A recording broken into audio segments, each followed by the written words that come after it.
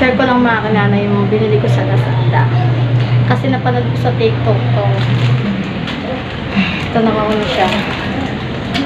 Yung pang ano siya, pang is siya ng kaldero. Nakita ko siya sa TikTok. Yung mga kaputi.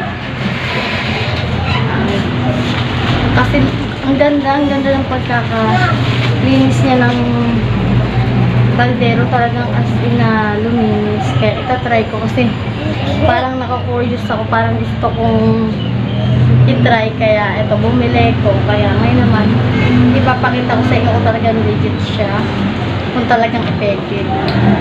Ayan, ano rin nyo.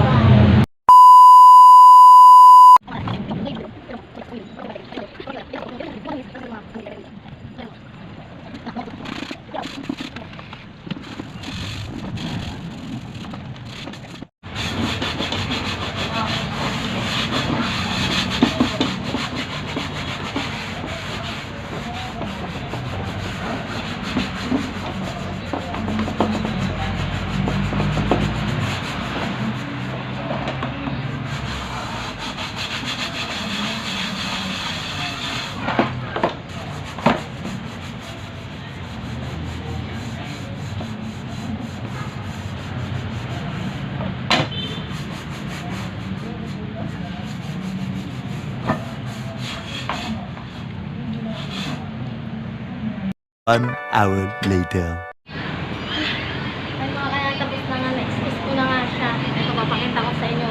The moment at grabe ka tagtok ng pawis ko, mga kanon.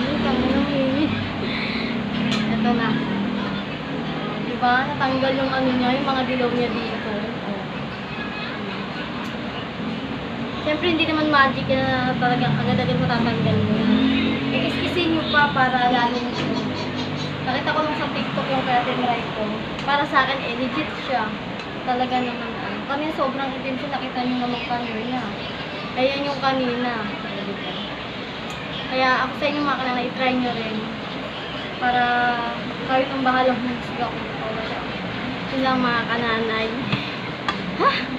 Grabe init. Ayan, naliligo na ako.